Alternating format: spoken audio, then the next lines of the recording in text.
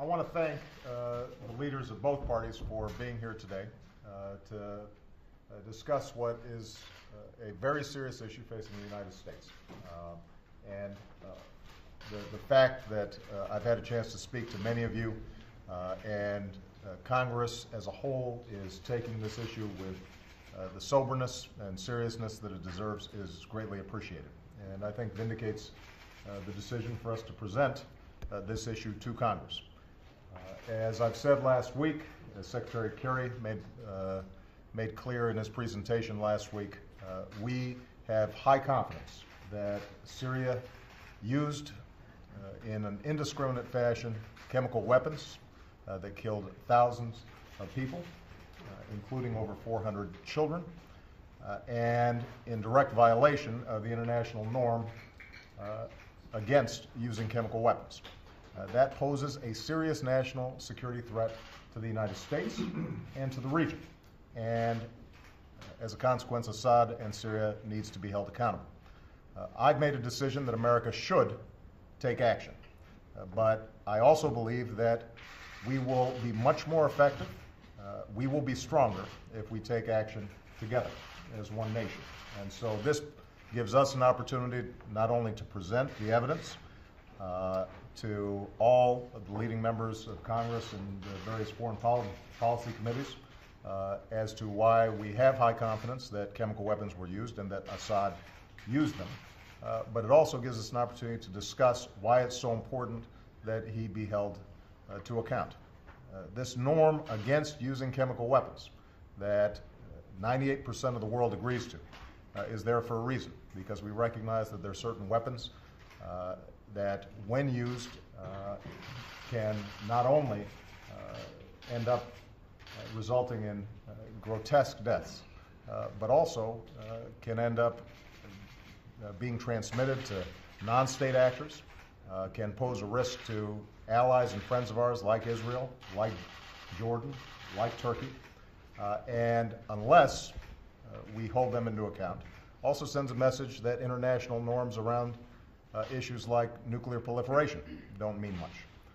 And so I'm going to be working with Congress. We have sent up a draft authorization. We're going to be asking for hearings and a prompt vote, and I'm very appreciative that everybody here has already begun to schedule hearings and intends to take a vote as soon as all of Congress comes back early next week.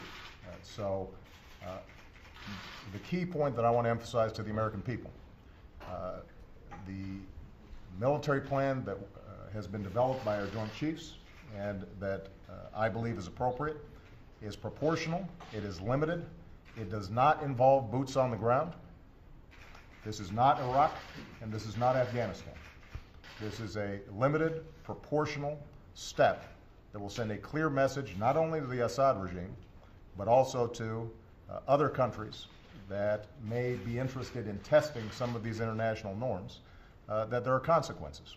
It gives us the ability to degrade Assad's capabilities when it comes to chemical weapons.